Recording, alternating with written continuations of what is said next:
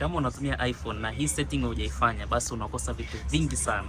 Hivi unajua kwamba kama iPhone yako umeset Face ID, unaweza ukalock kila application, kwamba kabla haijafunguka ina require kwanza Face ID ndio inafunguka. Hichi kitu kinasaidia sana, hasa pale umempa mtu simu bahati mbaya tu afanye kitu kingine afu mtu anafuatilia. Unachotakiwa kufanya kwenye iPhone yako pale, ingia kwenye application ambayo unataka kuilock, ibonyeze kwa sekunde 2, utaona hiyo option ya require Face ID, utaibonyeza. Bonyeza require Face ID. Hii itakuwa inahitaji Face ID kila muda hiyo application itakapokuwa inafunguliwa. Utaambiwa weke password ya simu, then utaiweka. Bas, baada ya hapo muda wote ukifungua application simu yako itakuscan Face ID afu ndo ifunguke. Bila hivyo haiwezi funguka.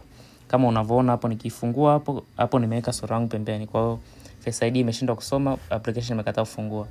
Lakini nikiweka sura yangu vizuri hapo, Face ID imesoma vizuri na application imefunguka. Kwa hiyo hakikisha na wewe kwenye iPhone yako unaweka hii system, itakusaidia sana hasa kwenye swala la privacy. Huwezi jua mtu ameshika simu yako muda gani. Kwa tech tips zaidi kama hizi hakikisha umefollow, like na kushare video. Karibu sana.